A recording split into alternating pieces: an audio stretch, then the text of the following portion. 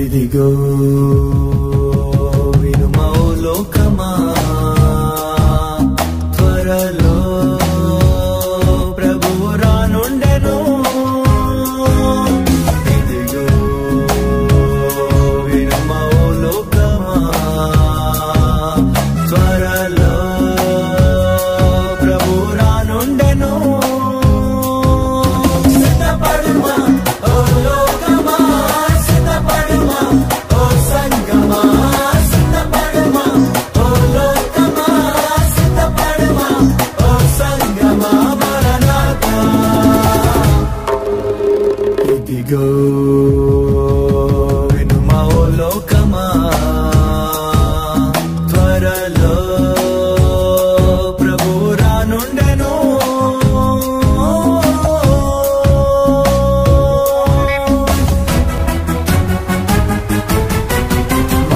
మహా ఆర్భాటముతో ప్రధాన దూత శబ్దముతో దేవుని బూరతో ప్రభువు వేగమెదిగి వచ్చును.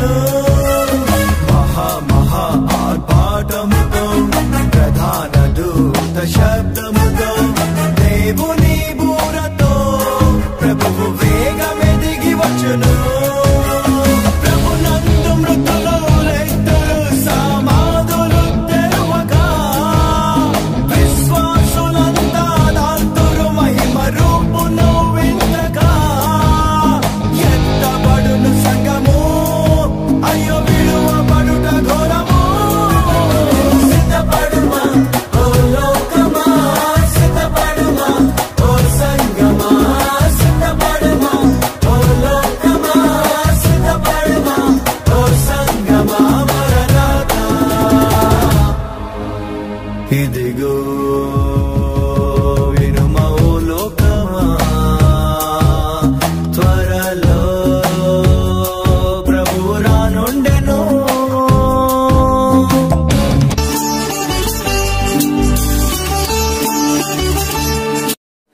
హెబ్రీలకు వ్రాయబడిన పత్రిక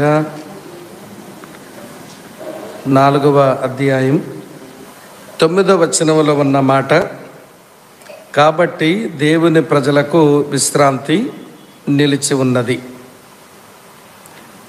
యేసుక్రీస్తునందు విశ్వాసముంచిన మనకు శ్రేష్టమైన విశ్రాంతి మన ముందుంది.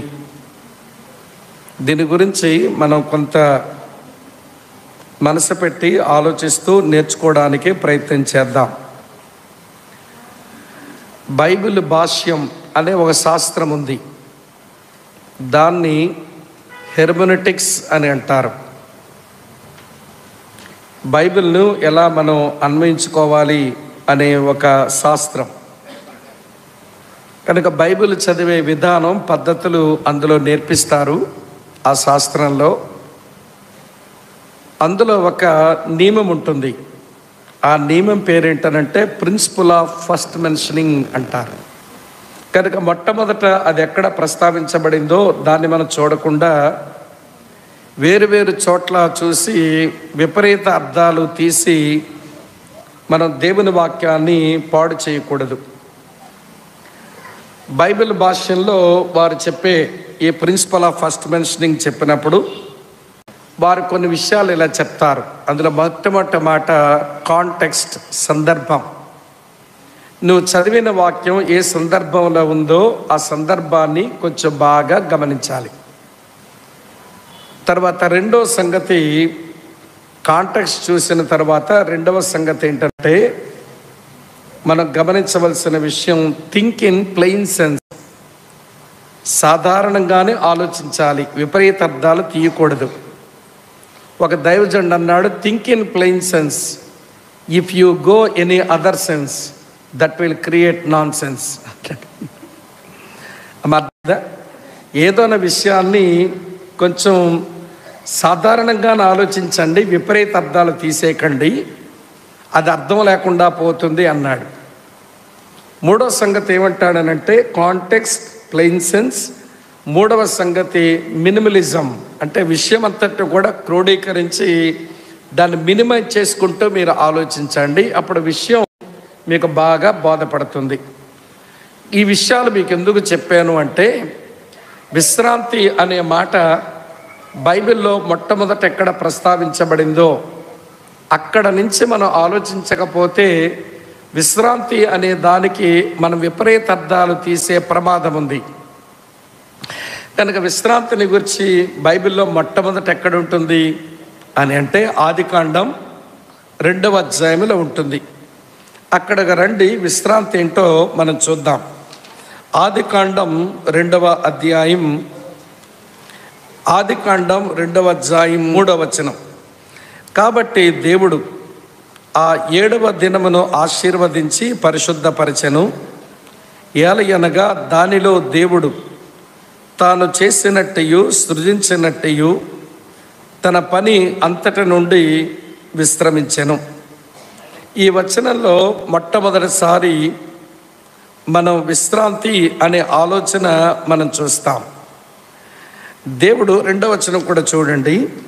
దేవుడు తాను చేసిన తన పని 7వ దినములోగా సంపూర్తి చేసి తాను చేసిన తన పని అంతట నుండి 7వ దినమున విశ్రమించెను అని మనం చదువుతాం. ఇది బైబిల్లో వ్రాయబడిన మొదటి విశ్రాంతి. దేవుడే విశ్రమించినాడు అని ఉంది కదా. దేవుడు విశ్రమించాడు అంటే అర్థం ఏంటి? కునికాడని అర్థమా, నిద్రపోయాడని అర్థమా? మళ్ళీ మనకే తెలుసు, బైబిల్లో ఒక వచనం, ఇశ్రాయేలీలను కాపాడువాడు చెప్పండి కునుకడు నిద్రపోడు అని 121వ కీర్తనలో మనం 3వ వచనంలో మనం చదువుతాం, 4వ వచనంలో కూడా చూస్తాం. నిన్ను కాపాడువాడు కునుకడు, ఇశ్రాయేలును కాపాడువాడు కునుకడు నిద్రపోడు అని రాసి ఉంది. సరే, ఇప్పుడు విశ్రాంతి అంటే అర్థం కునకడమో కాదు, నిద్రపోవడమో కానప్పుడు మరి దేవుడు 7వ దినమున విశ్రమించెను అంటే అర్థం ఏంటి? దీని అర్థం మనుషులు గమనించక, మేము 7వ రోజున ఆరాధన కూడుకుంటున్నాము కనుక మేము విశ్రాంతిని బాగా పాటిస్తున్నాము, ఆదివారం కూడుకునే మీరే పాపంలో ఉన్నారు, నరకానికి పోతారు అని చెప్పే మన సహోదరులు మనకు లేకపోలేదు. ఆదివారం కూడుకునే వాళ్ళంతా వాళ్ళ దృష్టిలో పాపంలో ఉన్న వారి కింద లెక్క కట్టి జమ కట్టి మనం నరకానికి పోతామని తీర్పు తీర్చడానికి కూడా వారు ఏమీ వెనుకాడరు. నేను అనుకుంటాను, విశ్రాంతి అనే మాట అసలు వీళ్ళకి అర్థం కాలేదా అనిపిస్తుంది నాకు. విశ్రాంతి అనే మాట వీళ్ళకి అర్థమై ఉంటే అది శనివారానికి మాత్రమే పరిమితమైంది కాదు అని తెలిసి ఉండేవాళ్ళు. సరే, ఇప్పుడు చెప్తాను వినండి. 6 దినములు పనంతా చేసి ముగించి 7వ దినమున ఆయన విశ్రమించి దానిని ఆయన పరిశుద్ధపరిచి ఆశీర్వదించి దాని విశ్రాంతి దినముగా దేవుడే డిక్లేర్ చేసినాడు కదా. మరి విశ్రాంతి అంటే దేవుడే కదా విశ్రమించింది. మరి ఆయన విశ్రమించాడంటే అర్థం కునకనప్పుడు, నిద్రపోనప్పుడు. విశ్రాంతి అంటే ఏమిటి దీని అర్థం? ఇది మీకు అర్థం కావడానికి బైబిల్లో ఒక చోట తీసుకెళ్తాను రండి. యెషయా గ్రంథం 66వ అధ్యాయం. దేవుడు ఇలా అన్నాడు, యెహోవా ఎలాగో ఆజ్ఞించుచున్నాడు, ఆకాశము నా సింహాసనం, భూమి నా పాదపీఠం, మీరు నా నిమిత్తం కట్టనుద్దేశించిన ఇల్లు ఏ పాటిది, నాకు విశ్రమ స్థానముగా మీరు కట్టనుద్దేశించినది ఏ పాటిది. నేను విశ్రాంతి తీసుకుంటాను అని నా కొరకు మీరు గోపురాలు కడుతున్నారుగా. ఆకాశము నా సింహాసనం, ఈ భూమి నా యొక్క పాదపీఠం, నేను విశ్రాంతి తీసుకోవడానికి మీరు నా కొరకు కట్టనుద్దేశించినది ఏమి సరిపోతుంది అన్నాడు. మరి గుడి చాలదు, గోపురము చాలదు, ఏ చర్చ్ బిల్డింగు సరిపోదు ఆయనకు. ఆకాశమైన సింహాసనం, ఈ భూమి ఆయన పాదపీఠం, మరి ఆయన విశ్రమ స్థానం ఎక్కడ? ఆయన విశ్రాంతి తీసుకుంటాడంటే ఏమి దీని అర్థం? 2వ వచనం చూడండి, ఇక్కడే 66:2లో ఉంది. అవన్నీ అంటే మీరు కట్టినవన్నీ నా హస్త కృత్యములు, అవి నా వల్ల కలిగినవని యెహోవా సెలవిచ్చుచున్నాడు. తర్వాత చూడండి, ఎవడు దీనుడై నలిగిన హృదయము గలవాడై నా మాట విని వణుకుచుండునో వానినే నేను నా విశ్రమ స్థానముగా దృష్టించుచున్నాను అన్నాడు. వింటున్నారా? దేవుని విశ్రమ స్థానం ఏంటట? ఎవరు దేవుని మాట విని వణుకుతూ ఉంటారో, వింటున్నారా, వారితో దేవుడు ఉండగలిగితే అది దేవునికి విశ్రాంతి అంట. 6వ రోజున సృజించబడిన ఆ తొలి మానవులు, వింటున్నారా ప్రియులారా, ఆ మానవుడు 7వ దినమున దేవునితో సావాసం చేయడానికి దొరికాడు. జంతువులను చేశాడు దేవుడు, జంతువులతో ఆయన సావాసం చేయలేదు. ప్రియులారా, సృష్టిలో చాలా వాటిని సృష్టించినాడు, వాటితో ఆయన సావాసం చేయలేకపోయాడు. ఎవరు తన మాట విని ఉనికేవారు తనకున్నారో, వింటున్నారా, వారితో ఆయన గడపగలిగితే అది దేవునికి విశ్రాంతి అంట. కొంచెం పారాఫ్రైజ్ చేసి చులకనగా చేసి చెప్తాను, వినండి. దేవుని విశ్రాంతి ఏంటనంటే, దేవుడు తను సావాసం చేయడానికి తన మాట విని వణికేవాడు ఒకడు దొరికితే వాడిలోనే దేవునికి విశ్రాంతి ఉంది. అలా దేవుడు ఒక మనిషి దగ్గర విశ్రాంతి పొందుతుంటే, ఎవరైతే దేవునితో సావాసం చేస్తూ ఉంటారో వారికి విశ్రాంతి దొరుకుతుందన్నమాట. మళ్ళీ చెప్పన ఈ మాట, దేవుడు తన మాట విని వణికే వాళ్ళతో వారి దగ్గర విశ్రాంతి పొందుతాడు. మనము దేవుని దగ్గర విశ్రాంతిని పొందాలి. ఇది వైస్ వర్స. దేవుడు మన దగ్గర విశ్రాంతిని పొందాలి, మనము దేవుని దగ్గర విశ్రాంతి పొందాలి. అది విశ్రాంతి దినం యొక్క తాత్పర్యం. 7వ రోజున దేవునికి ఆదామున్నాడు, ఆదాముకు దేవుడు ఉన్నాడు. 7వ దినమున పరిశుద్ధపరిచి ఆశీర్వదించి విశ్రాంతి దినమని దేవుడు ఎందుకన్నాడంటే, నా మాట వినేవాడు, నాతో సావాసం చేసేవాడు ఆదాము నాకున్నాడు కనుక దేవునికి విశ్రాంతి దినం అయ్యింది. కొనకలేదాయన, నిద్రపోలేదాయన, ఆదాముతో సావాస సమయం అది ఆయనకి విశ్రాంతి దినం. అమ్మ వింటున్నారా? దేవుడు ఆదాము దగ్గర విశ్రాంతిని పొందుతుంటే అది ఆదాముకు కూడా విశ్రాంతి అవుతుంది. అయితే అక్కడ విషయం చెప్తాను, వినండి. ఆ తొలి విశ్రాంతి, ఆ మొదటి విశ్రాంతిలో ఒక 3 లేవు. ఆ తొలి విశ్రాంతిలో ఒక 3 లేవు. ఏమి లేవు? వరుసగా చెప్తాను, వినండి. మొదటిది, పాపం వల్ల వచ్చిన జీతం ఆ విశ్రాంతిలో లేదు. ఎందుకంటే ఇంకా పాప ప్రవేశం జరగలేదు, పాపం ఇంకా రంగప్రవేశమే చేయలేదు. కనుక ఆదాముతో దేవుడు, దేవునితో ఆదాము వారు కలిసి ఉండగలుగుతున్నారు. ఆ విశ్రాంతిలో పెనాల్టీ ఆఫ్ సిన్, పాపం వల్ల వచ్చిన జీతం అనబడిన మరణం ఇంకా లేదు. నెంబర్ 2, ఆ విశ్రాంతిలో లేనిదేంటి అని అంటే, పాపం యొక్క శక్తి లేదు. పాపం యొక్క శక్తి లేదు సృష్టిలో పనిచేయడానికి. ద పవర్ ఆఫ్ సిన్ లేదు ఆ తొలి విశ్రాంతిలో. 3వ సంగతి ఏంటనంటే, ఆ విశ్రాంతిలో లేనిది ద పొల్యూషన్ ఆఫ్ సిన్, పాప కాలుష్యము లేదు ఆ విశ్రాంతిలో. అందుకే ఆ విశ్రాంతి పరిశుద్ధమైనది. వింటున్నారా మీరంతా? ఆ విశ్రాంతిని దేవుడు ఆశీర్వదించాడు, దాని విశ్రాంతి అని దాన్ని ప్రతిష్ఠించాడు. ఈ 3 గుర్తుపెట్టుకోండి.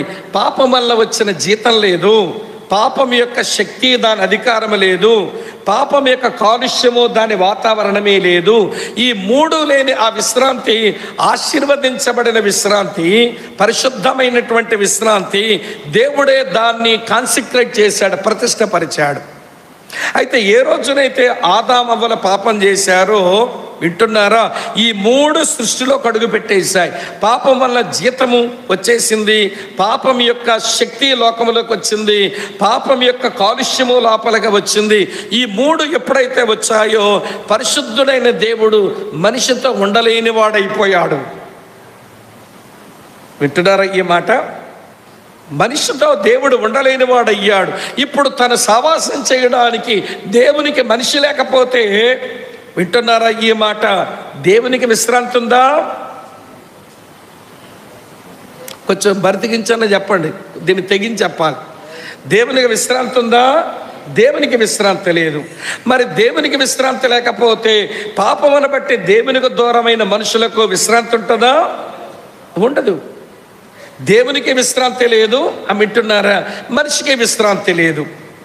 ఇక్కడ విషయం చెప్తాను వినండి. యేసుక్రీస్తు ప్రభు విశ్రాంతి దినమున ఆ బేతెస్దా కోనేరు దగ్గర ఒకడిని స్వస్థపరిస్తేను, విశ్రాంతి దినమున ఇతను స్వస్థత కార్యం ఎట్లా చేశాడు? విశ్రాంతి దినమును అతిక్రమించినాడని యేసును చంపేద్దామనుకున్నారు వాళ్ళు, హింసించడానికి పూనుకున్నారు. అప్పుడు యేసు ప్రభు అన్న మాట ఒకసారి జ్ఞాపకం చేసుకోండి, తెలుస్తుంది మీకే. యోహాను సువార్త 5వ అధ్యాయంలో, యోహాను సువార్త 5వ అధ్యాయం చదువుతున్నాను చూడండి, 17వ వచనం. విశ్రాంతి దినమున ఆ కార్యాలు చేసినందుకు యేసుని హింసించాలని వారు అనుకుంటే యేసయ్య ఇట్లా అంటున్నాడు. అయితే యేసు 17వ వచనం, నా తండ్రి ఇదివరకు పని చేయుచున్నాడు, నేనును చేయుచున్నానని వారికి ఉత్తరం ఇచ్చాను. నా తండ్రి నేను విశ్రాంతిలో లేము. ఏ రోజునైతే ఆదాము హవ్వలు వారు పాపం చేసి మా విశ్రాంతి నుంచి తొలగిపోయారో, మాకు సావాసం చేయడానికి మనుషులు లేరు, ఆ రోజు నుంచి మాకు విశ్రాంతి లేదు. ప్రతిదినము పని చేస్తూనే ఉన్నాం. చివరికి దేవుని కుమారుడని యేసుక్రీస్తే ఈ లోకమునకు వచ్చి ఆయన విశ్రాంతిలోకి రమ్మని మళ్ళీ పిలుస్తున్నాడు. మనకు తెలిసిన వచనమే మత్తయి సువార్త 11:28 ఏమిటి? ప్రయాసపడి భారం మోసుకొని చిన్నవారులారా నా యొద్దకు రండి, నేను మీకు విశ్రాంతిని ఏం చేస్తాను?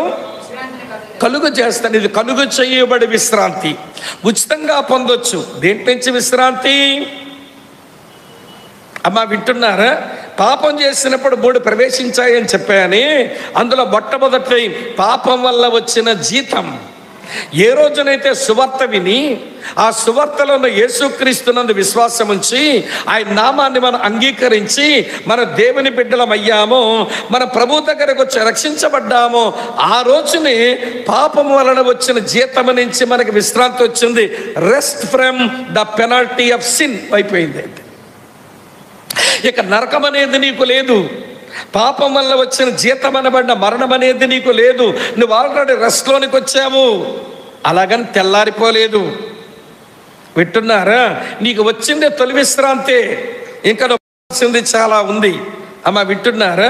మళ్ళీ వెంటనే 11:29 వచనం ఏమన్నాడు? 11:29లో నేను సాత్వికుడను, దీన మనసు గలవాడను, మీ మీద నా కాడి ఎత్తుకొని నా యొద్ద నేర్చుకున్నది, అప్పుడు మీ ప్రాణములకు ఏంటట కలుగును. కాదు ఇక్కడ అన్న, ఏంటట? విశ్రాంతి దొరుకును. ఇది మీరు సంపాదించుకోవలసిన విశ్రాంతి. అనుదినము మీ సిలువను మీరు ఎత్తుకొని ప్రభువుని మీరు వెంబడిస్తూ ఉంటే, ఒకవైపు లోకం మీ మీద దాడి చేయగా, మరోవైపు సాతానుడు మీ మీద దాడి చేయగా, మరోవైపు మీ శరీరం మిమ్మల్ని పాపానికి లాగేస్తూ ఉండగా, మీరు నా యొద్ద నేర్చుకుంటూ సాత్వికులై దీన మనసు గలవారై మీ సిలువనెత్తుకుని నన్ను వెంబడిస్తూ ఉంటుండగా మీ ప్రాణములకు విశ్రాంతి దొరుకును. ఇదేం విశ్రాంతి అంటే పాపం యొక్క శక్తి నుంచి విశ్రాంతి. Rest from the power of sin. అది క్రైస్తవుడు ప్రతిరోజు విశ్రాంతిలోకి రావాలి.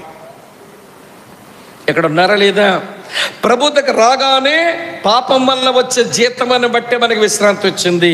అనుదినము సరిగా ప్రభువుని వెంబడిస్తుంటే పాప శక్తి అధికారం నుంచి ప్రతిరోజు మనకి విశ్రాంతి దొరుకుతుంది. ఇది 2. 3వ విశ్రాంతి ఉంది. అదే హెబ్రీ గ్రంథకర్త మాట్లాడాడు. హెబ్రీ పత్రిక 4:9లో ఏం చదివాం మనం? వింటున్నారా మీరు? ఒక దినం పాటించడం కాదండి విశ్రాంతిని పాటించడం అంటే, శనివారం కూడుకోవడం కాదండి విశ్రాంతిని పాటించడం అంటే, దేవునితో నీతో దేవుడు ఉండగలిగితే నీ వల్ల దేవునికి విశ్రాంతి, దేవుని వల్ల నీకు విశ్రాంతి అనుభవించడమే విశ్రాంతి. 4:9 వచనం ఏం చదివాము? కాబట్టి దేవుని ప్రజలకు విశ్రాంతి ఏమై ఉందట? నిలిచి ఉంది. ఇది ఏమి విశ్రాంతి అనంటే పాప కాలుష్యము నుంచి మనం పొందే విశ్రాంతి. దీన్ని rest from the pollution of the sin అని అంటాం. ఆదికాండం 2వ అధ్యాయం 2-3 వచనాల్లో ఏ విశ్రాంతి అయితే అక్కడ చదివామో ఆ విశ్రాంతి తలుపులు దేవుడు మూసేయలేదు. మీరు పోవలసి వచ్చింది మీ పాపాన్ని బట్టి. మీరు పాపమును బట్టే విశ్రాంతిలోంచి మీరు తొలగిపోవలసి వచ్చింది. ఆ విశ్రాంతి తలుపులు నేను మూసేలా. ప్రవక్తలు పంపించా, సేవకులు పంపించా, న్యాయాధిపతులనిచ్చా, రాజులనిచ్చా, చివరికి నా కుమారుడిని ఇచ్చా. నా కుమారుడి ద్వారా మళ్ళీ విశ్రాంతిగా మిమ్మల్ని పిలుస్తున్నాను. నా కుమారుని సువార్త విని పాపం వల్ల వచ్చిన జీతం నుంచి విశ్రాంతిని పొంది, నా కుమారుడైన యేసుతో పాటు మీరు సిలువనెత్తుకున్న ప్రతి దినము ఆయన వెంబడిస్తే పాపం యొక్క శక్తి నుంచి విశ్రాంతి ప్రతిరోజు పొందండి. మీ కొరకు పాపం యొక్క కాలుష్యము నుంచి విశ్రాంతి ఒకటి ఉంది. ఆదాము అవ్వలు ఆ మొదటి 7వ రోజున నాతో వారితో నేను ఏ విశ్రాంతిని అనుభవించామో ఆ విశ్రాంతి మీ కొరకు నిలిచి ఉంది. క్రైస్తవుడు అంటే మళ్ళీ ఇలా చెప్పనా, క్రైస్తవుడు అనగా విశ్రాంతిని పొంది విశ్రాంతి పొందుతూ ఒక విశ్రాంతికి వెళ్తున్నాడు. ఈరోజు కొంతమంది యేసు ప్రభు ఉన్నామే తెల్లారిపోయింది అనుకుంటున్నారు. అప్పుడే ఇందాక చెప్పానుగా, ఇక్కడ పుట్టుకుని చచ్చిపోతాం, అక్కడ చట్టుకుని తేలిపోతాం అనుకుంటున్నారు. ప్రభువుని వెంబడించేది, పరిశుద్ధ జీవితం జీవించేది, దేవుని మహింపరిచేది, దేవుని కొరకు సాక్ష్యం ఇచ్చేది, దేవుని సువార్త ప్రకటించేది, దేవుని సారూప్యంలోకి వచ్చేది, ఇవన్నీ వదిలేస్తున్నారు. మేము నమ్మాము, వెళ్ళిపోతామంతే. కుదరదు.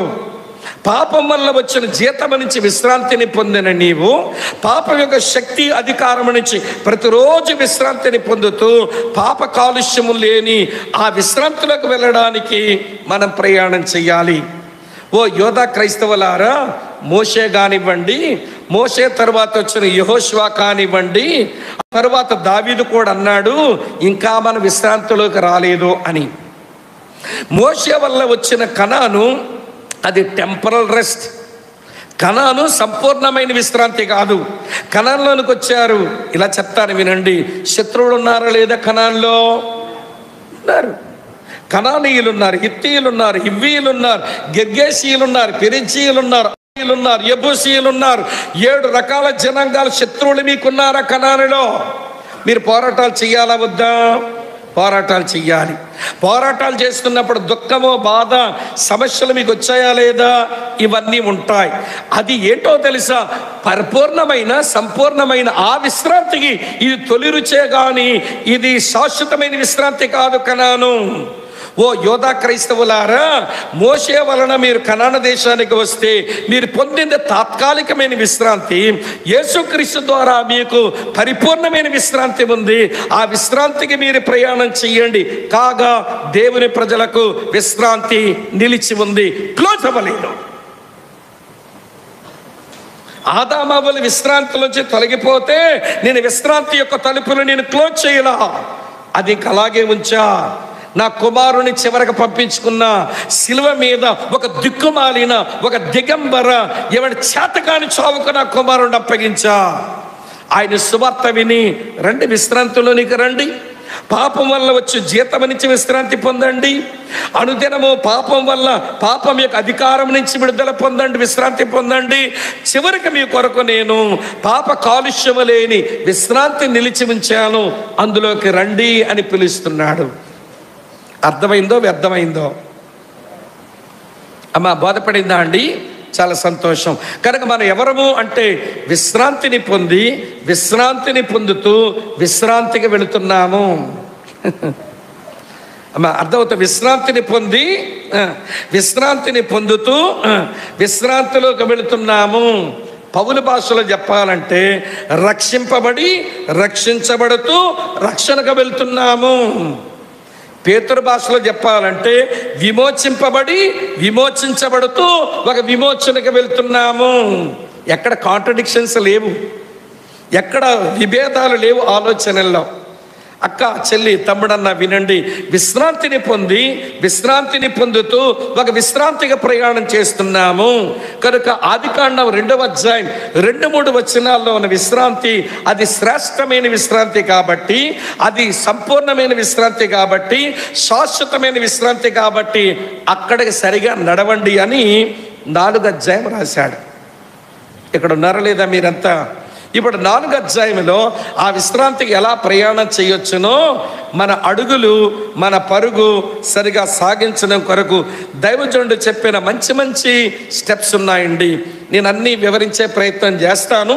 నేను సమయంలోనే ముగించాలి గనక ఎక్స్ప్లెనేషన్ కొంచెమన్నా తగ్గించి విషయాలైతే మొత్తం చెప్తాను, వినండి. మొదటి మాట, ఆ విశ్రాంతికి ప్రయాణం చేయడానికి మొదటి అడుగు ఏంటట?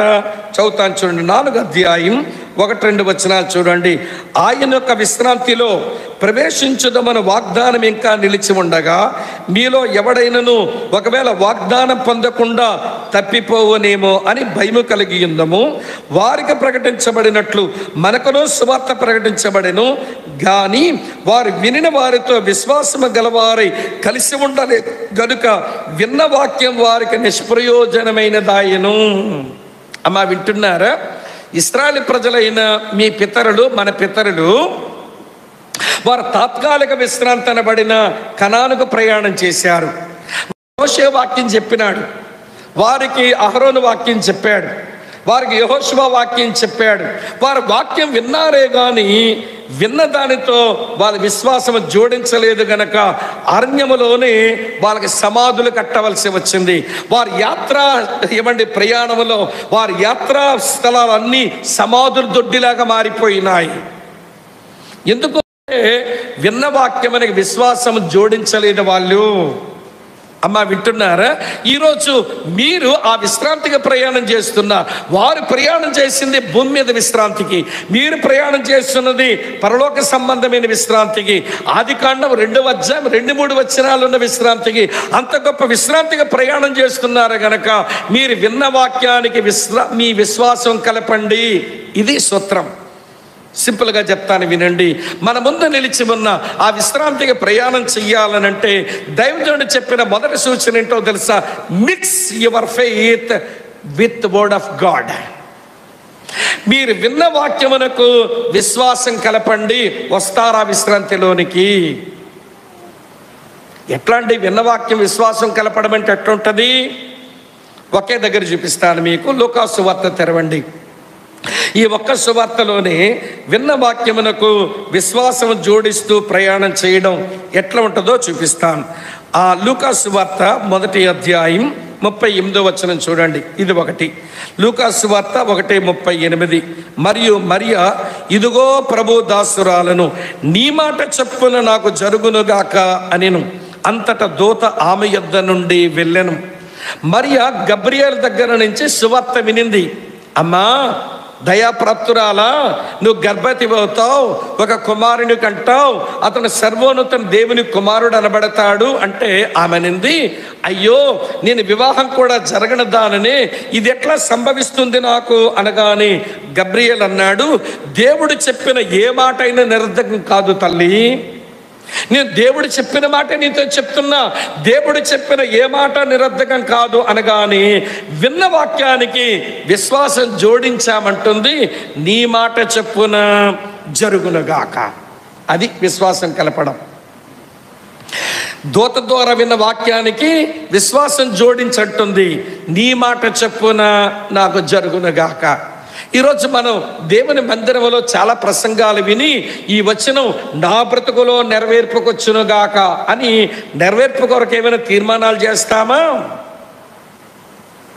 వింటున్నారా లేదా? ఈ రోజుల్లో క్రైస్తవులంట నేర్చుకోవడం బాగొచ్చంట, కానీ మార్చుకోవడమే మనకు రాదంట.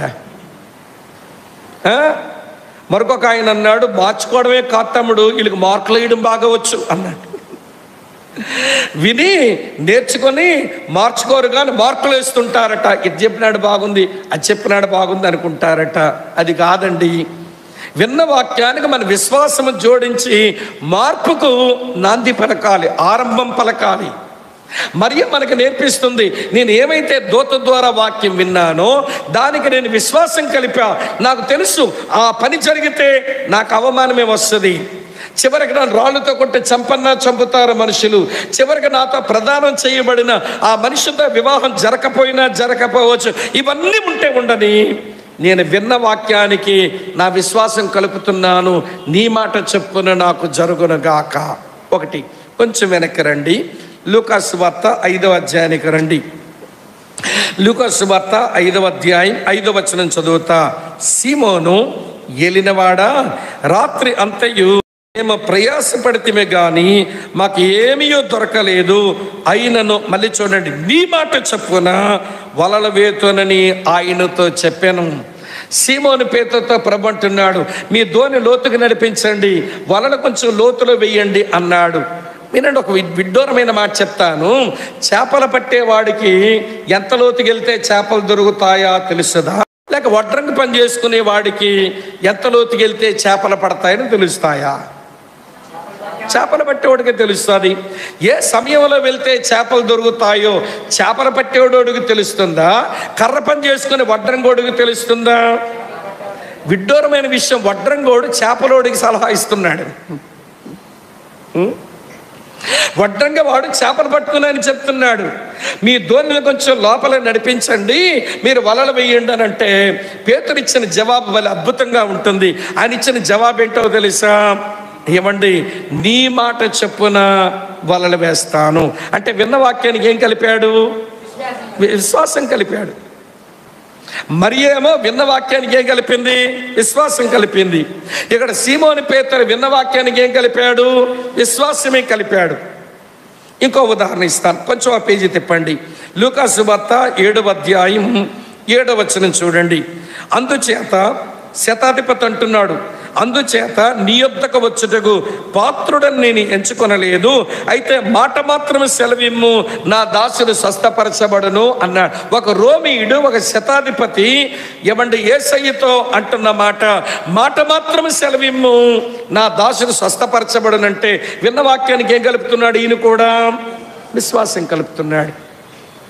ఓ యోధా క్రైస్తవులారా, ఓ హెబ్రీ క్రైస్తవులారా, వినండి వినండి.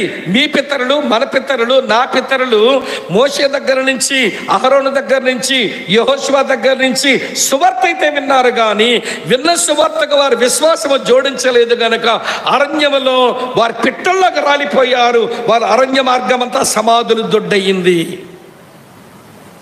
మీరు ఆ పాడు పని చేయకండి. మీ కొరకు విశ్రాంతి నిలిచి ఉంది. తాత్కాలికమైన విశ్రాంతికే వారు అట్లయిపోతే మీరు శాశ్వత విశ్రాంతిగా ప్రయాణం చేస్తున్నారు. కనుక విన్న వాక్యానికి విశ్వాసం జోడించడం నేర్చుకోండి. వాక్యం విన్న తర్వాత ఇది నా బ్రతుకులోకి రావాలి, దీనిని నెరవేర్చాలి అనే తపన దేవుని పిల్లలకు ఉండాలి.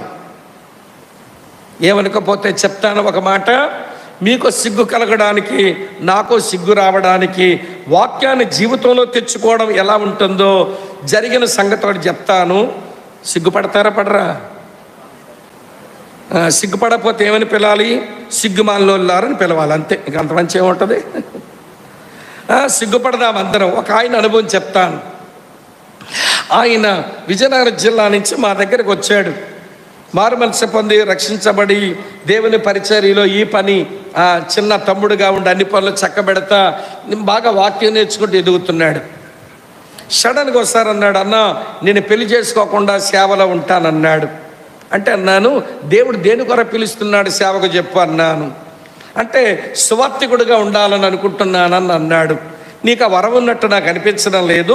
నువ్వు కాపరిగా పనికొస్తావేమో, మనుషుల మీద నీకు ప్రేమ ఎక్కువ, ఎవడైనా బాగులేకపోతే ఉపాసాలు ఉండి వాళ్ళ మేలు కొరకు ఏడుస్తుంటావు దేవుని దగ్గర, కానీ కాపరిగా పనికొస్తావేమో తమ్ముడు, సువార్తికుడు నువ్వు తిరగలేవు అనిపిస్తున్నది అన్నాను. అంటే మళ్ళీ ప్రార్థన చేసుకుంటానన్నాడు. సరే, ప్రార్థన చేసుకున్నాక ప్రభు యొక్క పిలుపు ఏర్పాటానికి అర్థమైపోయింది. అన్న కాపరిగాని నేను సేవలకు వస్తాను, కానీ పెళ్లి చేసుకోనన్నా అన్నాడు. మరి కాపరి పనికి పెళ్ళి అవ్వకపోతే కుదరదురా నాయన, కాపరిగా పనిచేసేవాడు పెళ్లి చేసుకునే కాపరిగా ఉంటే క్షేమం, లేకపోతే లేనిపోయిన అనర్థాలు వస్తాయి అన్నా. నేను చేసుకోనన్నా అన్నాడు. మళ్ళీ కొద్ది నెలలు వదిలేసి ఒక దగ్గర కూర్చోబెట్టి, రోడ్డు పక్కన చప్టా మీద కూర్చోబెట్టి 1 కొరింథీ పత్రిక 7వ అధ్యాయం అంతా తనకి వాక్యం చూపించి ఎక్స్ప్లెయిన్ చేసిన తర్వాత అన్నాడు, వాక్యం అర్థమైందన్నా, నేను పెళ్లి చేసుకునే సేవకి వెళ్తానన్నాడు.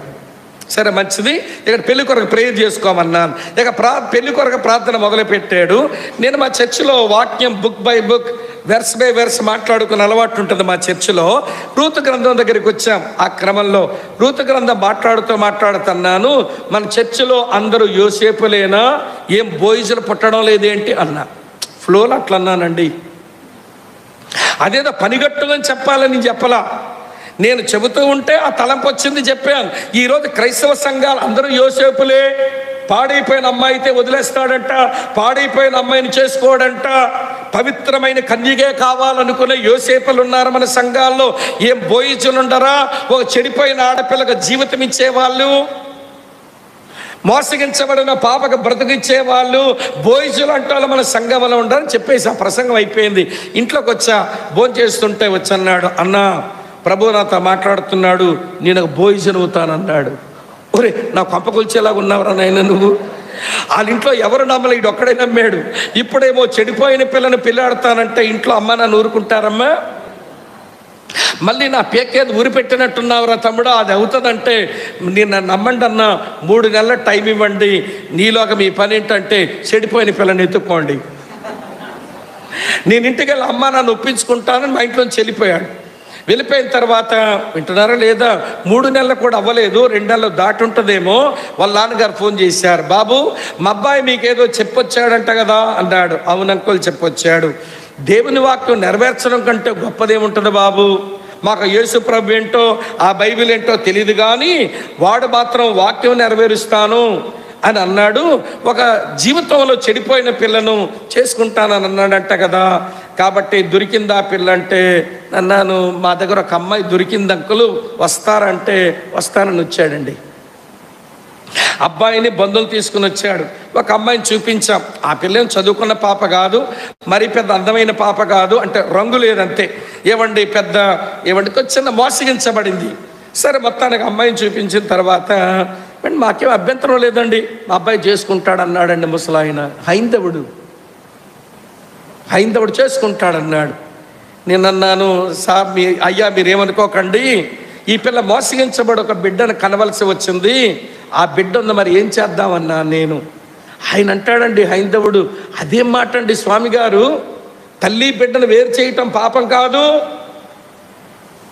సరే ఎట్లనో పుట్టిందిలేండి, మా కోడల పిల్లకే పుట్టింది కదా, మేము మా ఇంటి పేరు ఇస్తాం, ముందు ఈ పిల్ల మా మనవరాలు అనుకుంటా, మా ఇంటి పేరు ఇవ్వండి, ఆ పిల్లను ఉండనివ్వండి, పెళ్లి చేయండి అన్నాడు. ఇప్పుడు పెళ్ళి దగ్గర 18 సంవత్సరాలు అయ్యిందండి. నేను ఎవరెవరో పెళ్లి సమస్యలు వింటుంటాను కానీ వాళ్ళిద్దరి సంసార విషయంలో ఒక సమస్య వచ్చిందని నేను వినలా.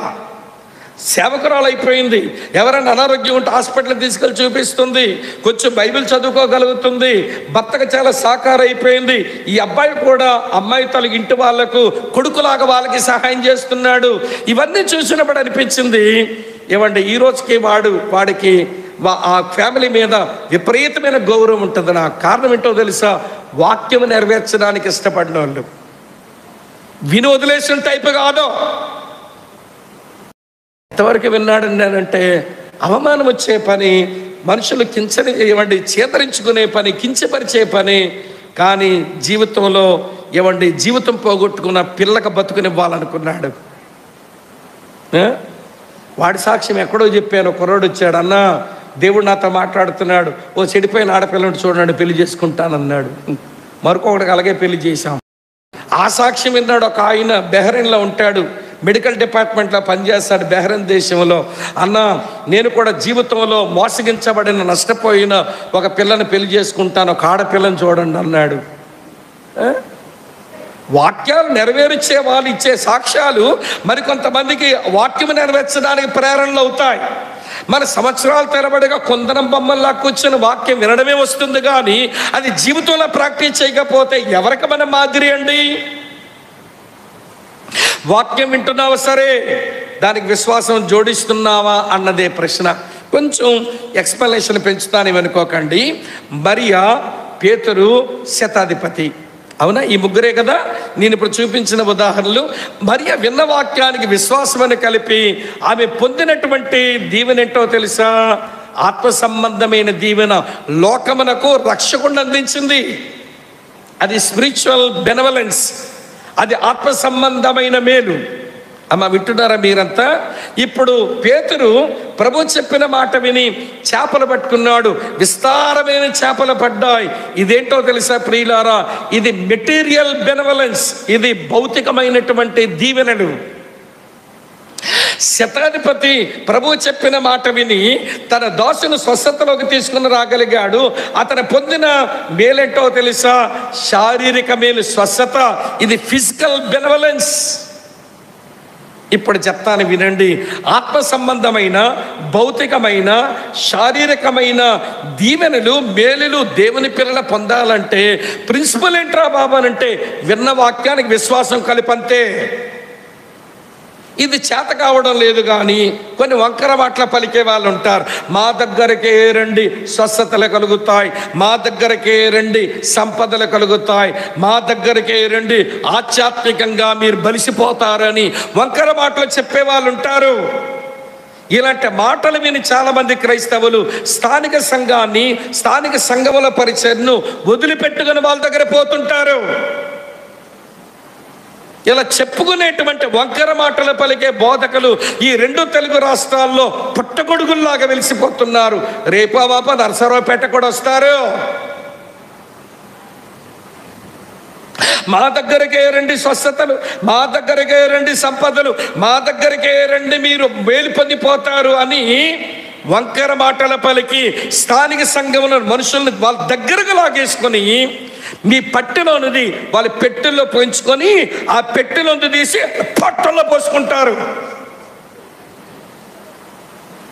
ఇదేమి దరిద్రమో కానీ, ఒరే ఇంతమందిని పోగేసి వచ్చామంటున్నారు, అక్కడ శిష్యత్వం ఏమొస్తుంది, ప్రభుని వెంబడించడం నేర్చుకుంటాను, పెద్దల పరిచర్య నాకేం దొరుకుద్ది, నేను నా యొక్క ఆధ్యాత్మిక జీవితాన్ని సాకారులు సావాసులు ఎవరు, ఆ మందలోకి వెళ్ళడం ఎందుకని మీరు అనుకోరు.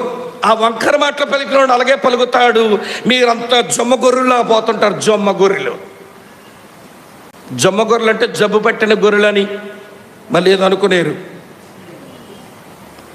వంకర మాటలు పలికే వాళ్ళు వస్తారు.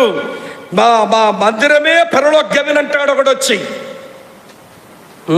టెంపుల్ కడతారుగా అక్కడక్కడ, మనిషి ఎక్కడ ఉండడు, ఉండి టెంపుల్ కడతాడు. ఇక్కడ ఆ టెంపుల్ దగ్గరికి పోతుంటారు ఈ మనుషులు. ఆ సేవకుడు నీతో సహవాసం కలిగి నువ్వు తప్పు చేస్తే హెచ్చరించి, నువ్వు బలహీనంగా ఉంటే బలపరిచి, నువ్వు కృంగిపోతుంటే లేవనెత్తి, లేకపోతే నువ్వు అధైర్యంగా ఉంటే ధైర్యపరిచి, ఆ సేవకుడు ఆ సంఘంలో ఉన్న పెద్దలు నీ చేరువుకు వచ్చి ఏమైనా పరిచర్య అందిస్తారంటే అందించరు. ఎందుకమ్మా అక్కడ పోతున్నావంటే పరలోకం ఉందండి అందుకు ఆవిడ. పరలోకం లాగుందా? దేని పెట్టమ్మా పరలోకం అనిపించిందంటే ఎంతమంది జనమోనన్నా అంది. జనం ఎక్కువ ఉన్నది పరలోకం కాదమ్మా, అది నరకం అయ్యి ఉంటుందిలే. జనం ఎక్కువ ఉన్నది పరలోకం కాదు, నరకం. ఏమండి యేసు ప్రభువారు ఏమన్నా తెలుసా? ఇరుకు మార్గం గుండా వచ్చేవాళ్ళు చెప్పరే కొందరే, విశాల మార్గం గుండా వెళ్ళేవారు అనేకులు.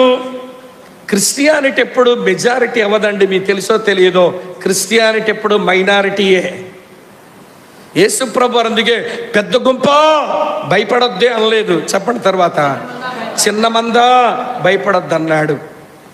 ఈరోజు ఒక చిన్న మందలో ఉండి అక్కడ సేవకుల పరిచర్య పొంది ఏమండి సరైన సరిహద్దురాలు పెట్టుకొని విశ్వాసములో పరిశుద్ధతలో ఎదగవలసిన ఈనాటి క్రైస్తవులకు ఈ వంకర మాటలు చెప్పే బోధకులు సరిహద్దురాలు తీసేస్తారు, వేరొక మందలను ఆక్రమిస్తారు, ఈ మందను మేము మేపుతామంటారు.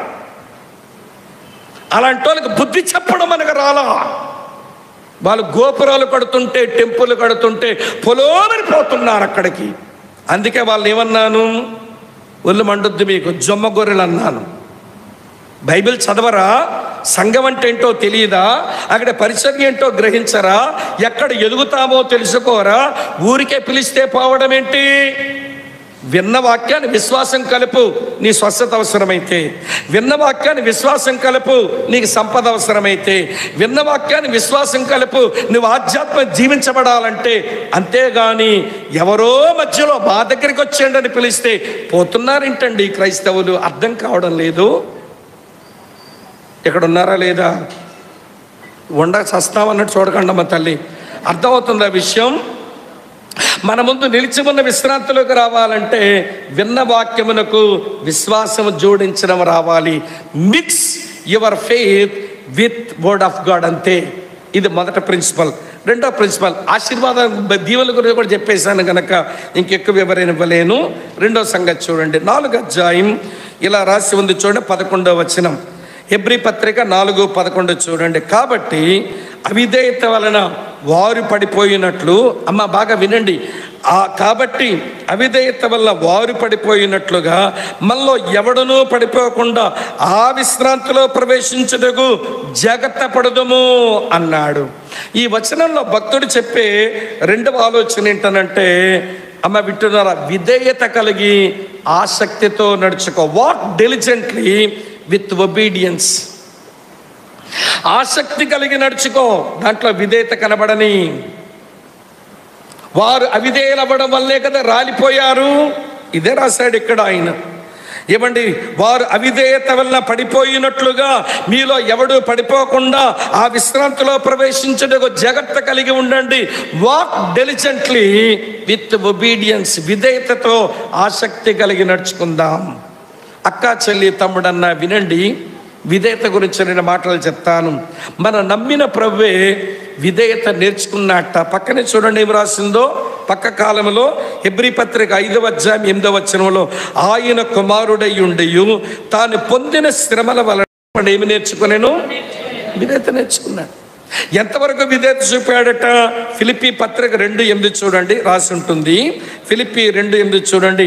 మరియు ఆయన ఆకారమందు మనుషుడిగా కనబడి మరణం పొందినంతగా, అనగా శిలువ మరణం పొందినంతగా విధేయత చూపిన వాడే. Submission unto the cross.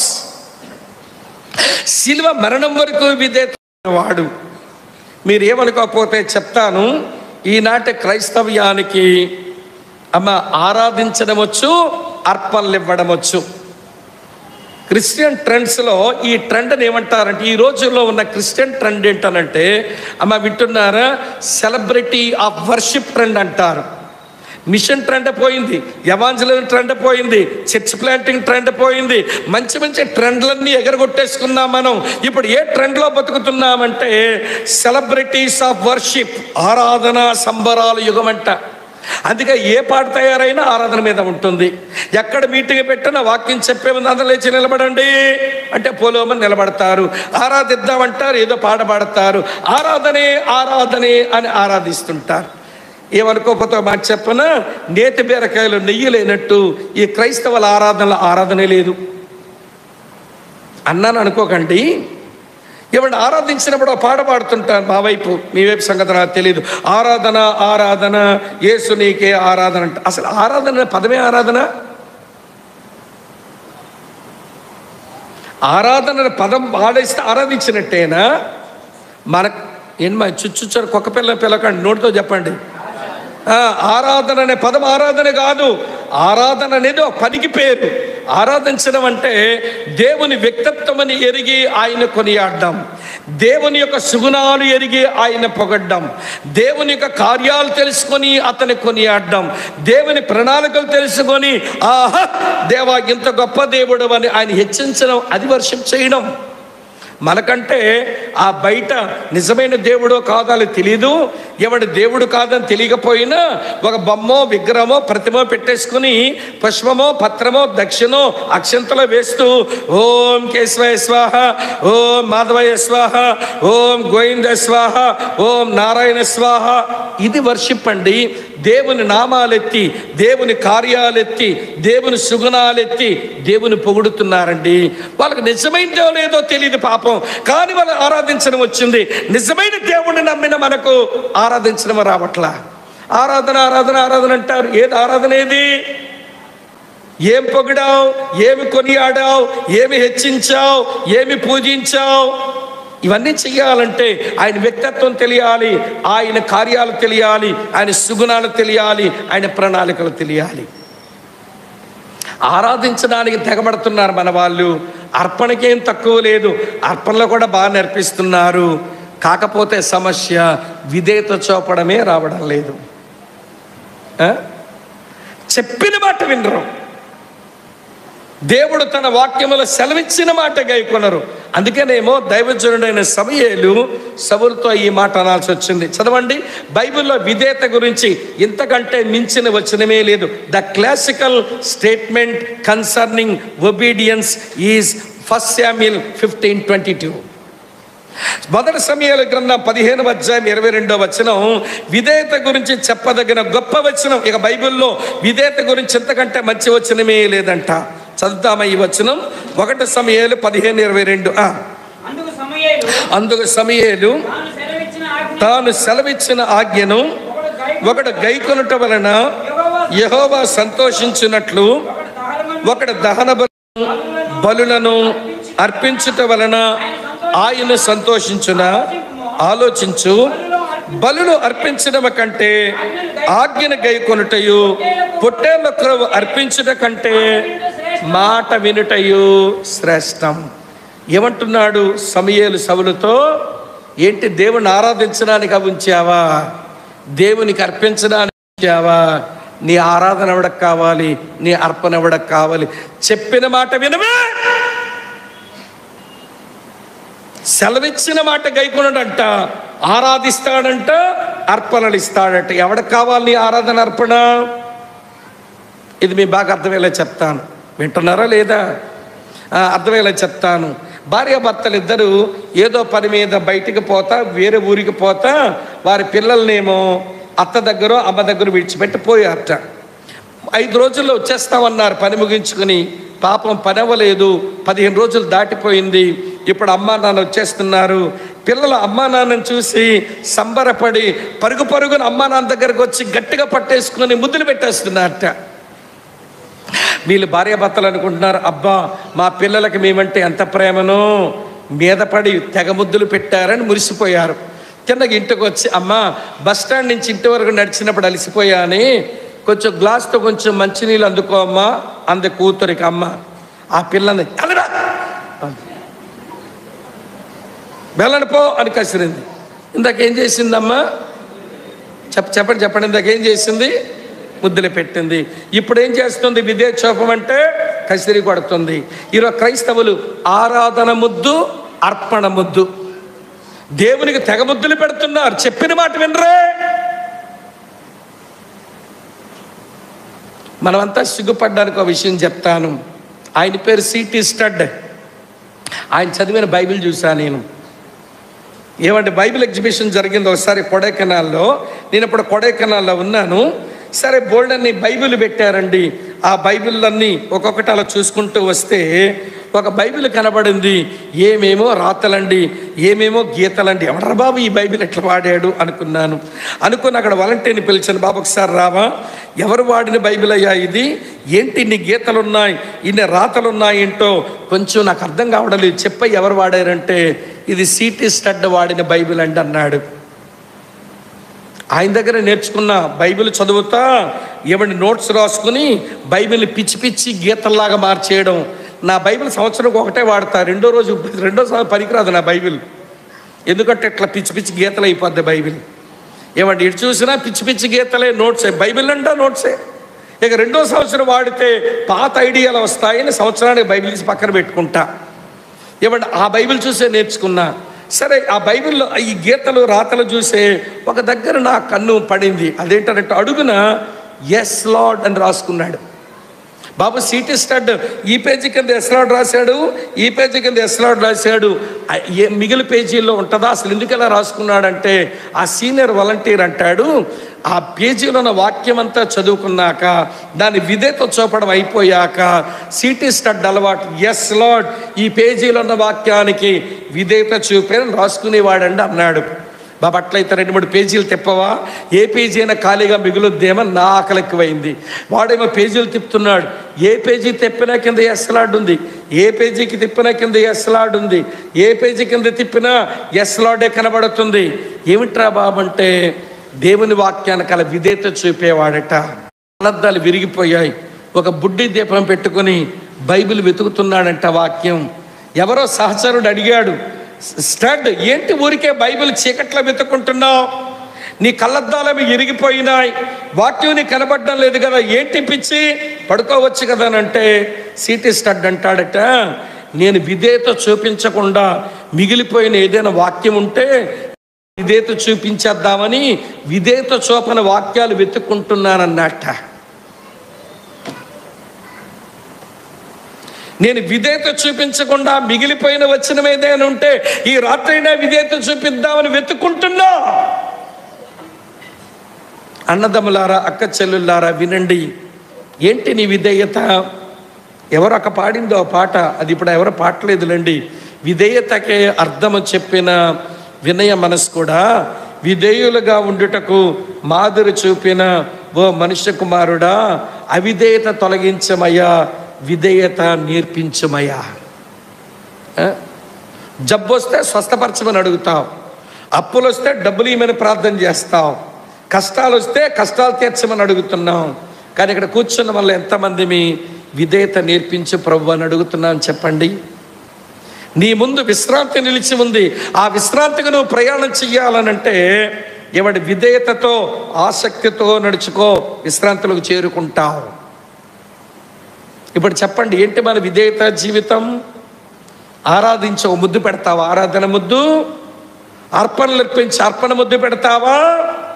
ఈ రెండింటి కంటే నా మాట వినడమే నాకు ఇష్టమైన పని అన్నాడు ప్రభు.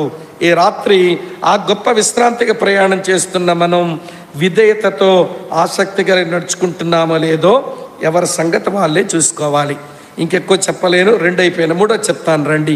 13వ వచనం హెబ్రీలకు రాసుకోండి, దాని మీద బ్రేకప్ చేసుకోండి. మంచి సందేశాల దేవుడు మీతో మాట్లాడతాడు. 4:13 చూడండి ఏమి రాసిందో. మరియు ఆయన దృష్టికి కనబడని సృష్టం ఏదీ లేదు, మనం ఎవరికి లెక్క అప్పగించవలసి ఉన్నదో ఆ దేవుని కన్నులకు సమస్తమును మరుగులేక తేటగా ఉన్నది అని రాసి ఉంది. ఈ వచనంలో భక్తుడు ఏం చెప్తున్నాడో తెలుసా? Fear God with an accountability. దేవునికి లెక్క అప్పగించాలన్న భయముతో నడవండి అంటున్నాడు. Fear God with an accountability. దేవునికి లెక్క అప్పగించాలి అనే మనసుతో భయముతో బ్రతకండి. ఎవరికి మనం లెక్క అప్పగించాలట? దేవునికి. ఏ దేవునికి? దేవునికే లెక్క అప్పగించాలి. వచ్చిన అదే చెబుతున్నది. ఏ దేవునికి మనం లెక్క అప్పగించాలట? సమస్తమును చూడగలిగిన కన్నులు కలిగిన వాడు. ఆయన ఒక చోట అన్నాడు, కన్నులు కలగ చేసిన వాడను చూడలేనా, చెవులు కలగ చేసిన వాడిని వినలేనా? అన్నీ చూడగలిగిన దేవుడు, అన్నీ వినగలిగిన దేవుడు, ఆ దేవునికి మనం లెక్క అప్పగించాలి. ఈ భయముతో బ్రతుకు, నీ కొరకు నిలిచి ఉన్న విశ్రాంతిలోకి వస్తావు అంటున్నాడు. సరే, ఇంతకీ దేవుడు ఏమండి? ఆయన సమస్తాన్ని చూస్తున్నాడు. ఆయన లెక్క అడుగుతాడు, లెక్క అప్పగించాలి. వేటికి లెక్క అప్పగించాలి అది కూడా ఎక్కడే తెలుసుకుంటే ముందుకెళ్ళిపోదాం. మత్తయి సువార్త 12వ అధ్యాయంలో ఏమి లెక్క అడుగుతాడు, దేని దానికి మనం లెక్క అప్పగించాలి చెప్పే ముందుకెళ్తాను. మత్తయి సువార్త 12వ అధ్యాయం 36వ వచనం. మత్తయి 12:36. నేను మీతో చెప్పినదేమనగా, మనుషుల పలుకు వ్యర్థమైన ప్రతి మాటను గూర్చి విమర్శ దినమున లెక్క చెప్పవలసి ఉండును. మన మాటలు చెప్పాలి. మనం ఏం మాట్లాడాలో దేవుడు మనకు నేర్పిస్తున్నాడు. మీ నోట కృతజ్ఞత వచ్చినమే గాని, అమ్మ వింటున్నారు కదూ, బూతులైనను పోకిరి మాటలైనను సరసోక్తులైనా ఉండకూడదు అన్నాడు. మళ్ళీ కొలస్సీ 4:6 అంటాడు, మీ సంభాషణ అమ్మ వింటున్నారు ఉప్పు వేసినట్లుగా రుచికలదిగాను సైతంగాను ఉండనియండి అన్నాడు. అందుకనే మాటలు ఎలా మాట్లాడాలో నేర్పించిన ప్రభు మన మాటలు లెక్కడుగుతాడు. 1 రోమాపత్రిక 2వ అధ్యాయం 16వ వచనం చూడండి. మరొక లెక్క ఉంది. రోమాపత్రిక 2వ అధ్యాయం 16వ వచనం వినండి ఈ మంచి మాట. పౌలు ఇలా అంటున్నాడు. ఏమన్నాడు తెలుసు? దేవుడు నా సువార్త ప్రకారము యేసుక్రీస్తు ద్వారా మనుషుల రహస్యములను విమర్శించు దినమందు ఎలాగ జరుగును. మన రహస్యాల లెక్క చెప్పాలి. అమ్మ కళ్ళు కప్పావు, సినిమాకు పోతివి. నాన్న కళ్ళు కప్పావు, ఫీజు కట్టకపోతివి. భార్య కళ్ళు కప్పావు, వెళ్ళకూడని చోటుకి పోతివి. భర్త కళ్ళు కప్పావు, బీరువాలు డబ్బులు చేరకుంటివి. అన్నీ రహస్యాలే. ఎవడు చూశాడులే అనుకుంటున్నావు. చీరలు కొంటారంటే నవ్వుకుంటున్నారు వాళ్ళు. ఇలాంటి దొంగ ముఖాలు అక్కలు ఉంటారు. భర్త తెలియకుండా ఏమైనా డబ్బులు ఇచ్చి బీరువాలో పెట్టమన్నాడుగా, బీరువాలో పెట్టింది అక్క. బీరువా తాళాలు ఎవరి దగ్గర ఉంటాయమ్మా? పర్లేదు చెప్పండి, ఏమనుకోను. మీ దగ్గర ఉంటాయిగా. బీరువా తాళాలు మీ దగ్గర ఉండి చీర చెంగు కట్టుకొని రింగులు తిప్పుతుంటారుగా, రింగులు రాణీలు. ఇప్పుడు డబ్బులు ఇచ్చిందేమో భర్త, కానీ చీరలు రాగానే ఆ బీరువా తాళాలు తీసేసి పైసలు తీసేసి కొనిసుకుంటావు, దాచేసుకుంటావు. భలే రహస్యం. కానీ బయటకు వచ్చేస్తుంది ఒక రోజున, కట్టుకుంటావుగా చీర. అప్పుడు అడుగుతాడు, ఏంటి ఈ చీర? నేను కొన్నట్టుగా లేదే, ఎక్కడిది చీర అంటాడు అతను. అప్పుడు దొంగ మకానం ఏమంటావు? మా అమ్మ కొని పంపించిందిలే అంటావు. ఈలోగా మీ ఆయన మీ అమ్మగారింటి వైపు వెళ్ళి అడుగుతాడు, ఆంటీ మీరెందుకు చీర కొని పంపించారు? అసలే మీ కష్టకాలంలో ఉంటేను మీకు ఎవడు కొని పంపించమన్నాడు? మీ అమ్మాయికి చీరే కొనలేనా అంటాడు ఆయన. ఆవిడ అమ్మాయికి అంటాడు, నేను ఎప్పుడు కొన్నాను అయినా అంటది. అయిపోయింది అంతే. ఇక స్పీడ్గా నడుచుకొని వస్తాడు. వచ్చి చిరక పడతాడు, అవసరమైతే 2 దెబ్బలు వేస్తాడు. చివరికి అంటాడు, ఎవడే కొన్నాడు ఆ చీర అంటాడు. అంటే అతని మనసులో ఏమొచ్చింది? అనుమానం వచ్చింది. అనుమానానికి అమ్మ వింటున్న పునాది ఎవరు వేసుకున్నారు? నువ్వే వేసుకున్నావు. రహస్యం, ప్రతి రహస్యం ఆయన బట్టబయలు చేస్తాడు. అమ్మ వింటున్నారా? మనం అనుకుంటాం చేసిన రహస్యాలు ఎవడు చూశాడులే అని, కానీ ప్రతి రహస్యముకి లెక్కలోకి తెస్తాట. ఇంకో విషయం చెప్తాను, మాటల లెక్క, రహస్యాల లెక్క. రామపత్రిక 14వ అధ్యాయం 12వ వచనం చూడండి, ఇట్లా రాసింది. 11, 12 కలిసి ఉంటాయి తెలుగు బైబిల్లో. నా తోడు ప్రతి మోకాలను నా ఎదుట వంగును, ప్రతి నాలుకయు దేవుని స్తుతించునని ప్రభు చెప్పుచున్నాడు అని వ్రాయబడి ఉంది గనక మనలో ప్రతి వాడును తన్ను గూర్చి దేవునికి లెక్క అప్పగించవలను. ఇది క్రియల లెక్క, ఇది కార్యాల లెక్క. మాటలకి లెక్క చెప్పాలి, రహస్యాలకు లెక్క చెప్పాలి, మనం చేసిన పనులకు లెక్క చెప్పాలి. ప్రతి దానికి ఆయన లెక్క అడుగుతారు. ఆ భయముతో బ్రతకండి, విశ్రాంతిలోకి మీరు చేరుకుంటారు. Fear God with an accountability mind. దేవునికి లెక్క అప్పగించాలన్న మనసుతో భయముతో బ్రతకండి, విశ్రాంతిలోకి వస్తారు అన్నాడు. మొదటి మాట, విన్న వాక్యం మనకు విశ్వాసం కలపండి. రెండవ మాట, విధేయత కలిగి ఆసక్తితో నడవండి. మాట, దేవునికి లెక్క అప్పగించాలని భయంతో బ్రతకండి. మీ కొరకు నిలిచి ఉన్న విశ్రాంతిలోనికి మీరు చేరుకుంటారు. 3 చెప్పాను, 4 చెప్పి ముగించేస్తాను. ఇంకో 2 ఉంటాయి, మీరు చూసుకోండి తర్వాత. హెబ్రీ పత్రిక 4వ అధ్యాయం 14వ వచనం ఇలా రాసి ఉంది, ఆకాశ మండలము గుండా వెళ్ళిన దేవుని కుమారుడైన యేసు అను గొప్ప ప్రధాన యాజకుడు గనుక మనం ఒప్పుకొనిన దానిని గట్టిగా చేపట్టదము. 4వ సూచన ఏంటో తెలుసా? విశ్రాంతిలోకి వెళ్ళడానికి నువ్వు ఒప్పుకున్న ఒప్పుకోలు గట్టిగా చేపట్టు. Grip your confession. నువ్వు ఒప్పుకున్న ఒప్పుకోలు గట్టిగా చేపట్టు. ఏం ఒప్పుకున్నావు? 3 విషయాలు ఒప్పుకున్నాం మనం. అమ్మ వింటున్నారా? ఏం ఒప్పుకున్న? 3 విషయాలు ఒప్పుకున్నాం. మనం ఒప్పుకున్న మొదటి విషయం ఏంటనంటే, యేసు ఆకాశ మండలం గుండా వెళ్ళిపోయాడు. మనం ఒప్పుకున్న ఒప్పుకోలు ఏంటనంటే, యేసు అక్కడ దేవుని కుడిపార్శ్వమందు ఉన్నాడు. ఏమని ఒప్పుకున్నామనంటే, యేసు దేవుని కుమారుడని ఒప్పుకున్నాం. యేసు దేవుని కుమారుడని ఒప్పుకున్నాం. యేసు ఆకాశ మండలం గుండా వెళ్ళిపోయాడని ఒప్పుకున్నాం. యేసు అక్కడ శరీరంతో యాజకుడిగా ఉండి పనిచేస్తున్నాడని ఒప్పుకుంటున్నాం. ఈ 3 ఒప్పుకోలులు 3 మీద జయము తీసుకుని రావాలి. ఈ 3 ఒప్పుకోలులు దేవుని పిల్లల జీవితంలో 3 మీద విజయం తీసుకురావాలి. యేసు దేవుని కుమారుడు అని ఒప్పుకున్నావు గనక మన లోకాన్ని జయించవలసిందే. 1 యోహాను పత్రిక 5వ అధ్యాయం ఇలా రాసింది 4-5 వచనాల్లో, దేవుని మూలముగా పుట్టిన వారందరూ లోకమును జయించుదురు, లోకమును జయించని విజయం మన విశ్వాసమే. తర్వాత చూడండి, యేసు దేవుని కుమారుడు నమ్మువాడు తప్ప లోకమును జయించువాడు మరి ఎవడు? ఇంకెవడు లేడు. కనుక యేసు దేవుని కుమారుడు విశ్వసించాం గనక లోకమును జయించాలి. ఒకటైతే, రెండో మాట చెప్తాను వినండి. ఆ దేవుని కుమారుడు ఆకాశ మండలం గుండా వెళ్ళిపోయాడు. ఆకాశ మండలంలో ఎవరున్నారు? దురాత్మల సమూహం ఉంది. వాయుమండల అధిపతి ఉన్నాడు. ఆపగలిగాడా వెళ్ళకుండా? దేవుని కుమారుడైన యేసు పునరుత్థానుడైన తర్వాత ఆయన పరలోకాన్ని ఆరోహణమై వెళ్తుంటే వాయుమండల అధిపతి దురాత్మల సమూహం అలానే ఉన్నాయి ఆకాశ మండలంలో. ఎవరైనా ఆపగలిగారా?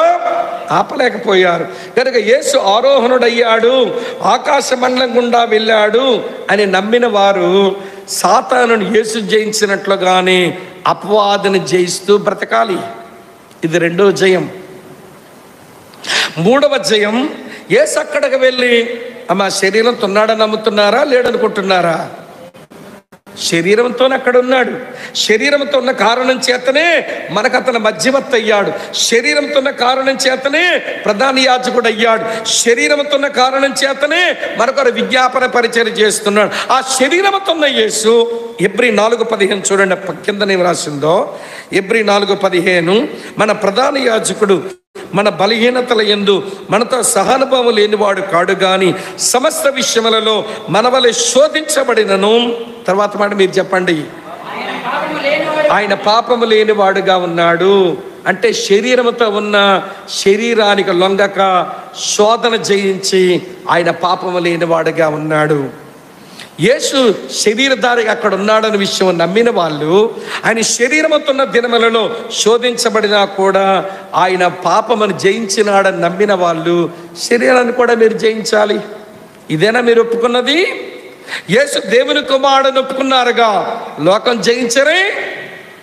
యేసు ఆకాశ మండలం గుండా వెళ్ళాడు, మరి జయించరే. యేసు శరీరంతో అక్కడ ఉన్నాడు ప్రధాన యాజకుడుగా, మరి శరీరాన్ని జయించరే. పౌలు అందుకే రాశాడు 1 కొరింథీ పత్రిక 15:57 అంటాడు, మన ప్రభు అయిన యేసుక్రీస్తు మూలముగా మనకు జయమను గురించుచున్న దేవునికి చెప్పండి ఏమి కలుగునగాక? మాట్లాడరేమమ్మా. స్తోత్రము కలుగునగాక. యేసుక్రీస్తు మూలముగా లోకం మీద జయం, యేసుక్రీస్తు మూలంగా దుష్టుని మీద జయం, యేసుక్రీస్తు మూలంగా శరీరం మీద జయం అనుభవించి రండి, మీ కొరకు విశ్రాంతి అలాగే నిలిచి ఉంది. ఆదామవ్వలు వెళ్ళిపోయారు, నేను తలుపులు వేసేలేదు. ఆదాములను నేను నెట్టేయాల్సి వచ్చింది, బహిష్కరించవలసి వచ్చింది. నా మీద విశ్వాసం కంటే దెయ్యం మాట మీద విశ్వాసం పెట్టుకున్నారు. మీరు నిశ్చయంగా చస్తారన్నాను, వాడు చావడే చావరన్నాడు.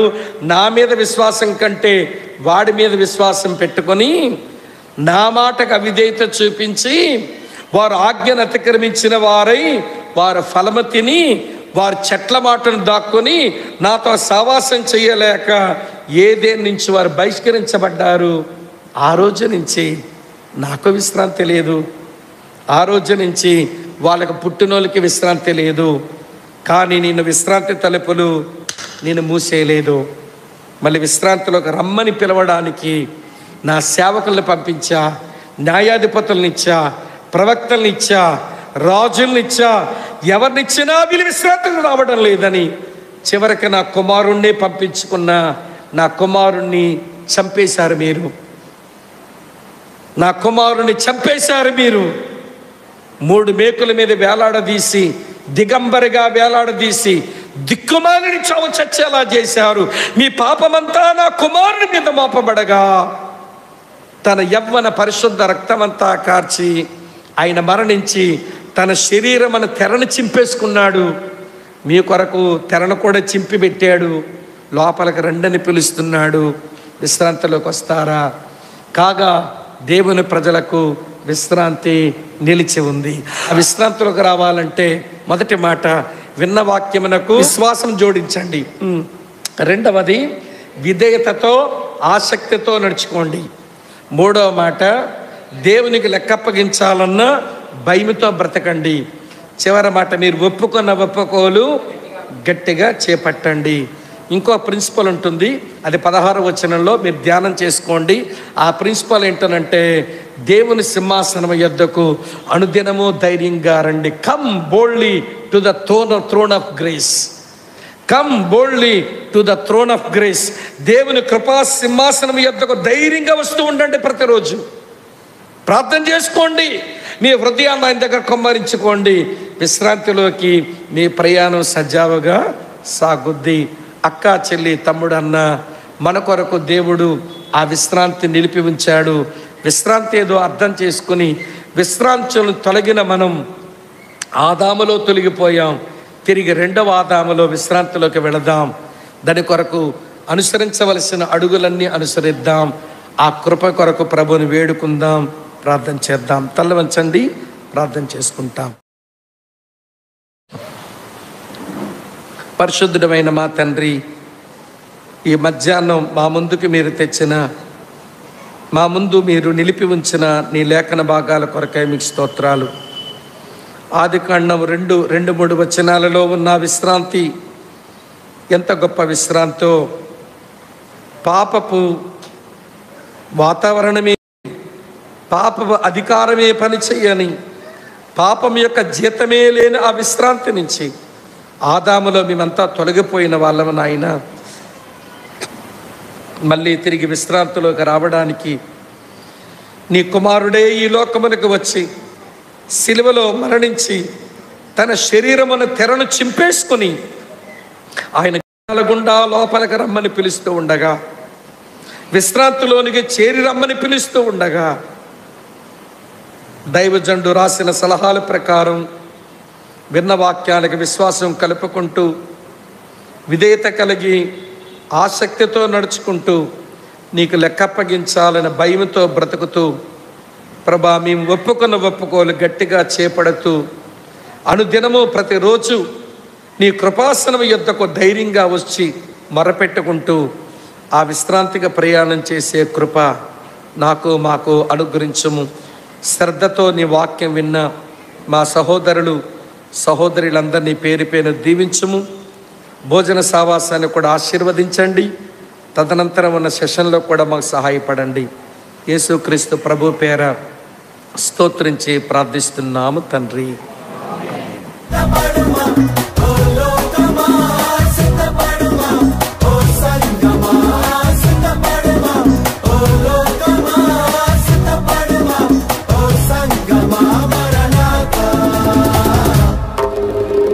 ఇదిగో